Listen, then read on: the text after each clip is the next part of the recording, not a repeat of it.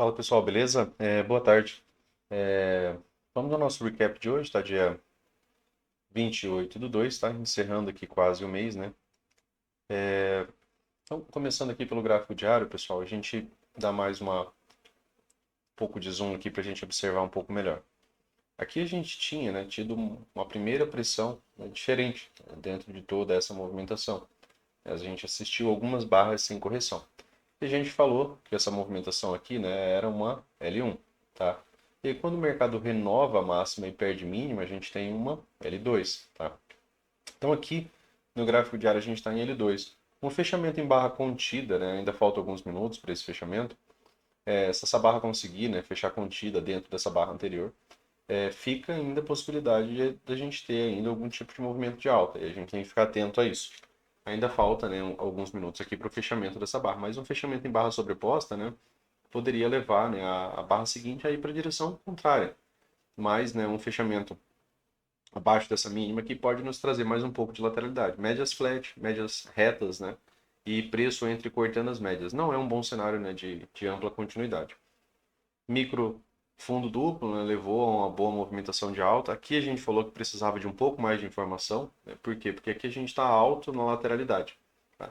Apesar da gente vir, né, de um ciclo que muda um pouco as características, né, a gente aqui estava, né, numa nova máxima. E em lateralidades, né, novas máximas no geral, né, são vendidas.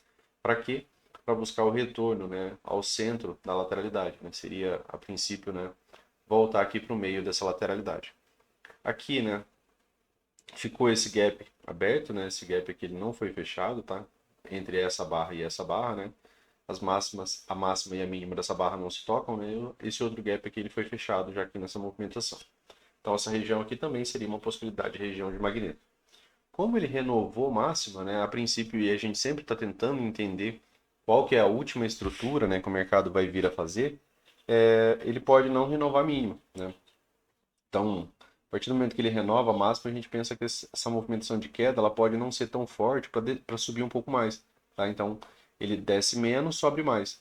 Assim como quando, né, o mercado estava aqui nesse momento, a gente pensava na ideia dele não subir tanto para ele descer mais. Mas aí ele flipou a região, né, ficou com a ideia dessa segunda possibilidade de perna aqui.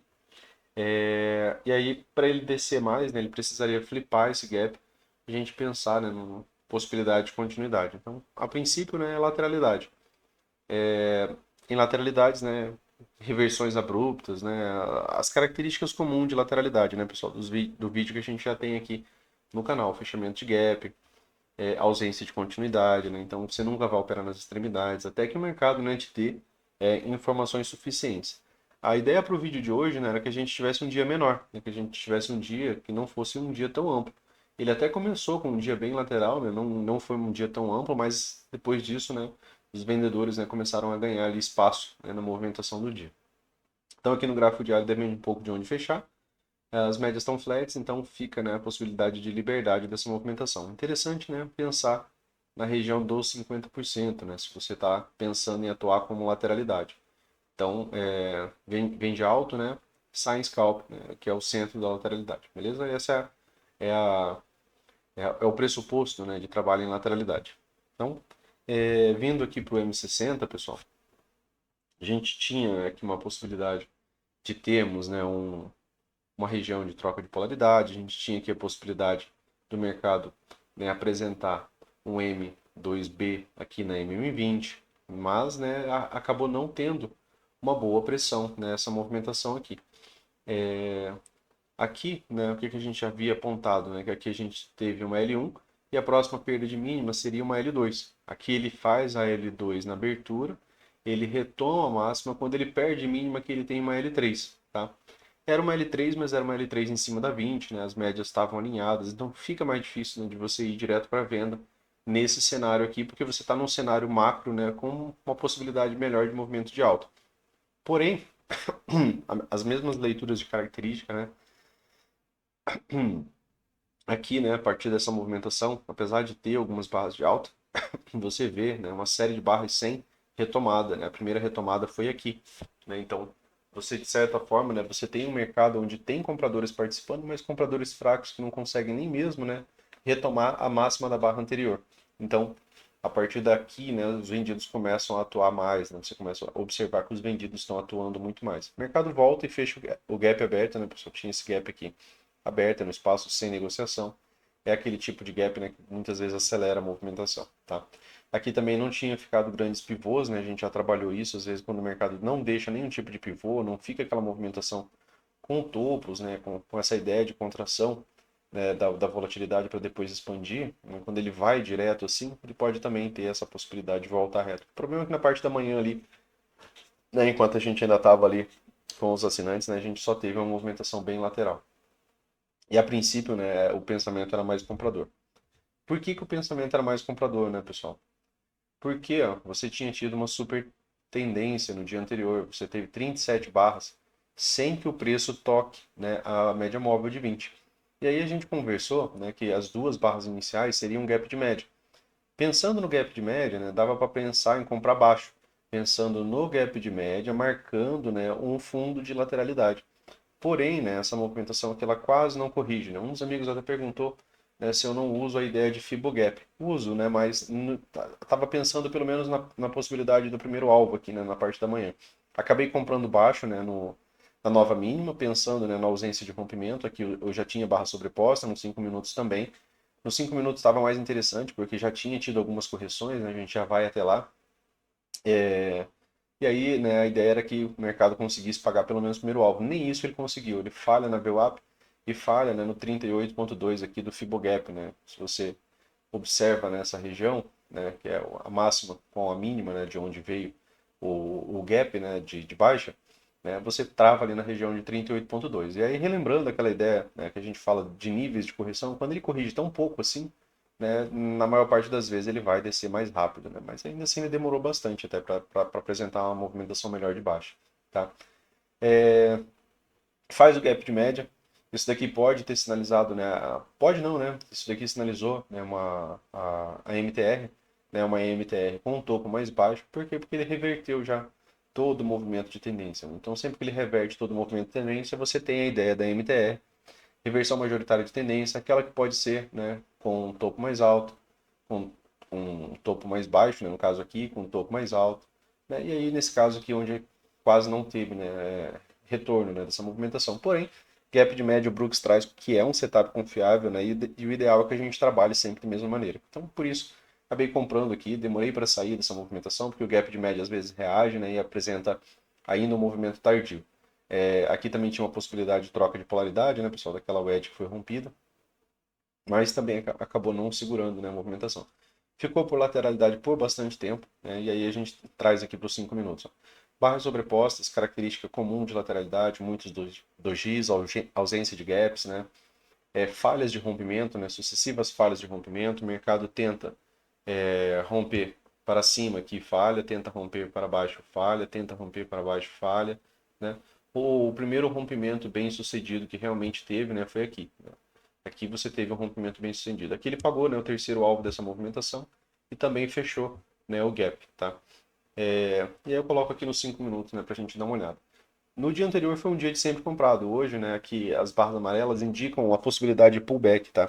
Então ainda não era um cenário de uma boa estrutura de baixa. Quando elas ficam vermelhas é porque você entrou numa possibilidade de estrutura de baixa, tá bom?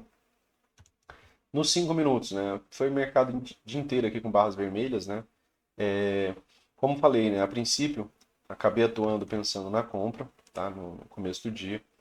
Então, no começo da manhã aqui, como a gente já tinha tido algumas correções, olha, a ideia das barras, né? Ela é importante pra gente, ó. Eu tive aqui uma H1, aí o mercado volta a descer, eu tive aqui uma H2. Então, quando o mercado renova a mínima aqui, ele deu uma possibilidade de ingresso, deu uma possibilidade de entrar. Por quê? Porque ele já tinha feito duas correções.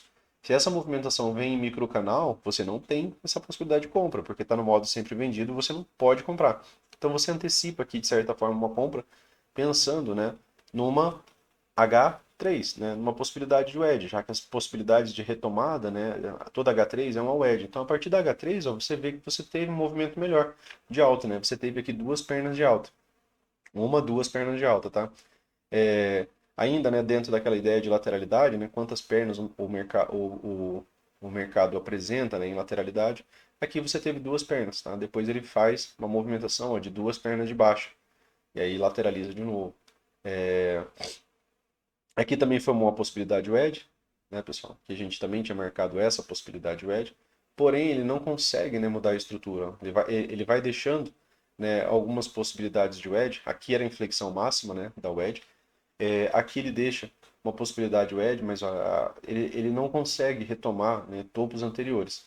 Quando ele retoma topos anteriores, quando ele tenta esse rompimento e falha, que ele também tenta romper MM200, né? A gente já falou que a primeira tentativa, né, no geral de rompimento da M200, ela costuma falhar. Depois, né, de uma boa movimentação acima dela, né, quando ele chega para tentar romper ela de uma vez, costuma falhar. E também, né, tem a ideia de trap zone que o Oliver apresenta, né, que é quando o preço está entre a 20 e a 200, né, que aí tem a falha de continuidade, né. Então aqui tinha algumas possibilidades de wedge, né, tinha mais essa, tá? Aqui seria uma possibilidade de wedge parabólica, né, dentro dessa movimentação menor aqui da manhã, tá? Porque o mercado tenta romper, barra seguinte, barra de frustração, né? A gente sempre trabalha que a gente precisa de barra de rompimento e barra de continuidade. Até havia comentado com uns amigos, né, que às vezes vale a venda aqui.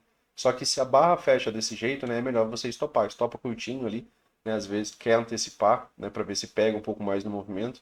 É porque aqui era uma boa possibilidade até, né? Você já tinha tido uma, duas, três barras. Até então, ó, não tinha ciclo, né? Você não tinha leitura de ciclo, ó. Aqui você tem três barras de alta, pausa, duas barras de alta, pausa, né? O mercado não chegou a apresentar um ciclo. Aqui ele tentou, né? Ele deixou três barras de tendência de baixa fechando na mínima, né? A próxima barra, a quarta barra, que era que nos deixaria no modo sempre vendido, acabou sendo uma barra de frustração.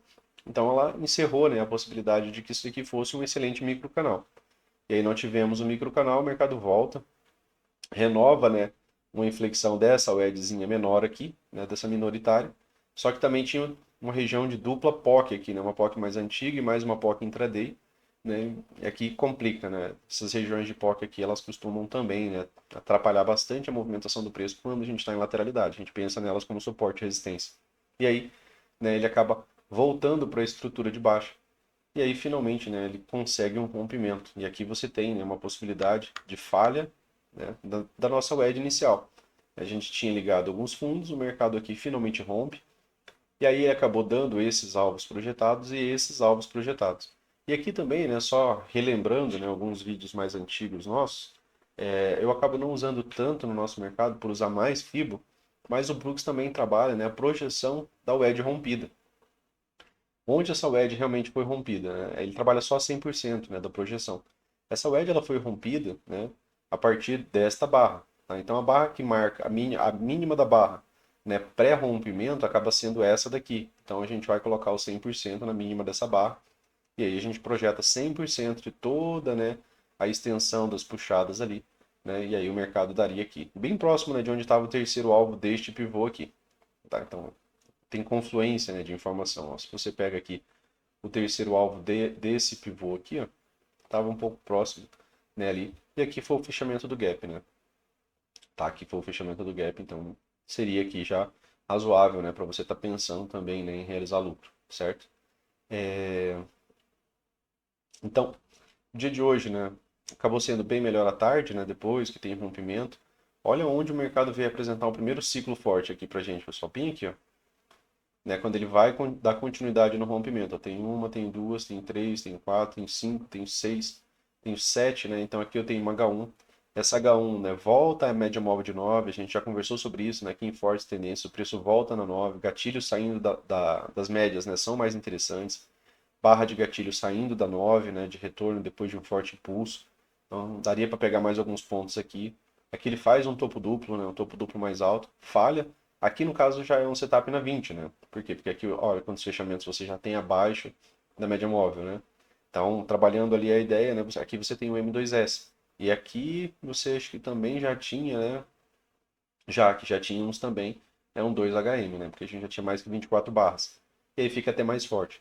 Então você tinha uma bandeira de baixo em forma de topo duplo na média móvel de 20, com, né, 2HM, com M2S.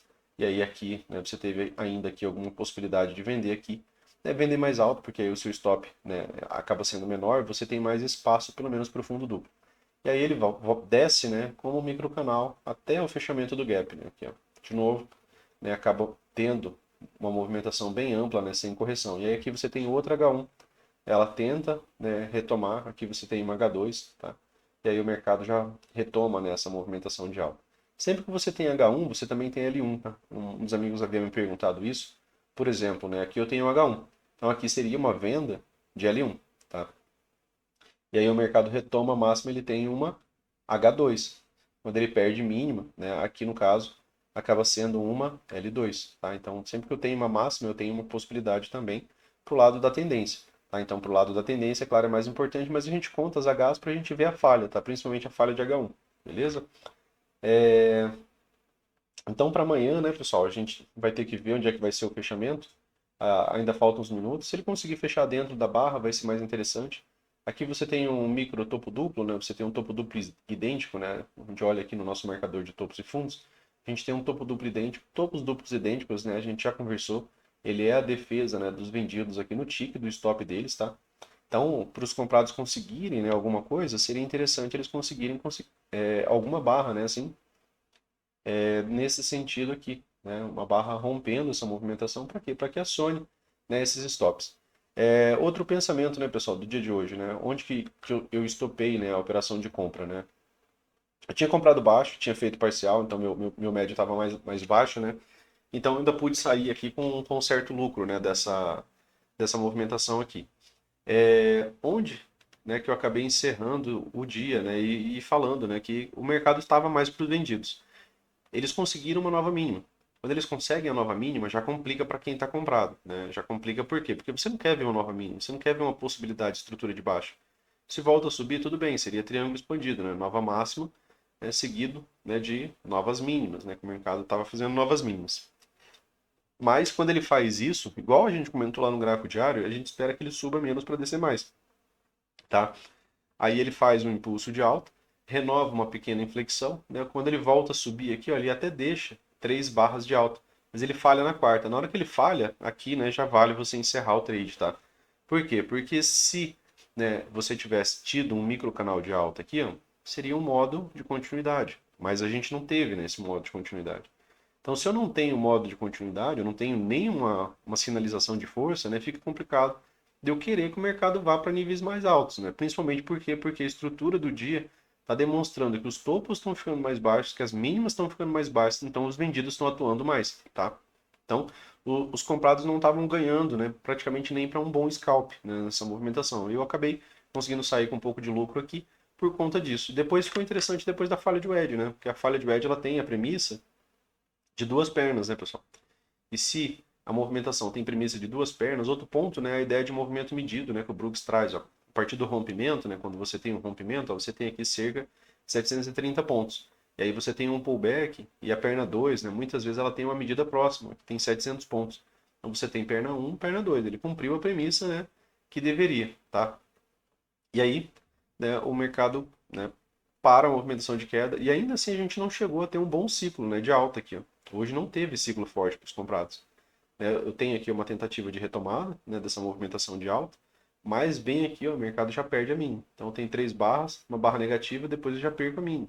Então o ciclo em si, né, ainda é um ciclo melhor para os vendidos, tá? Já que a gente entra em microcanal, o microcanal migra para canal estreito, né, a partir das correções, e aí, né, é mais fácil o mercado ter continuidade da movimentação de baixa do que da de alta, beleza? Para ter movimentação de alta, pessoal, para amanhã, né, a gente já tinha tendência, a gente já teve o 2HM, a gente já tem aqui gap de média, tá? Gap de média pode nos levar à ideia de lateralidade, então talvez, né, se o mercado chega aqui e deixa algum padrão de compra, né, acaba sendo uma possibilidade interessante. Outro ponto, né, é que você consegue ligar uma possibilidade também de wedge aqui nesse fundo, né? Então, aqui, né, poderia ser ainda uma wedge com o fundo duplo mais alto, e aí seria interessante ainda, mas se entrar pressão compradora, tá? Até porque, né, lá no 15 minutos, ó, volta a mesma dificuldade, a gente tem que trabalhar as mesmas regras.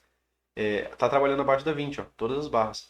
Então aqui eu vou precisar da mesma ideia aqui, que o mercado faça um gap de média, ele pode vir, né, fazer uma MTR com um fundo mais alto, né, se vier com muita pressão pode não ter MTR nenhuma, né, e aí pode voltar a subir. Beleza, pessoal? Então, para o vídeo de hoje era isso, né, tá quase encerrando o leilão, e pelo visto aqui, né, no gráfico diário a gente não vai fechar aqui sobreposta, né? Vamos dar uma olhada aqui, né? Falta alguns minutos ali. Mas se fechar com barra sobreposta, né, fica melhor, né, para a gente pensar na lateralidade. Por quê? Porque lateralidade desse tipo aqui, a barra seguinte pode reverter a movimentação, tá? Ela pode vir para uma movimentação de alta. E aí é claro que a gente vai precisar das características lá no tempo gráfico lá operável, né, lá nos 5 minutos, beleza? Então, para o vídeo de hoje era isso, né? Se gostou, curta, compartilha aí, se inscreva no canal. Valeu, forte abraço aí, até mais.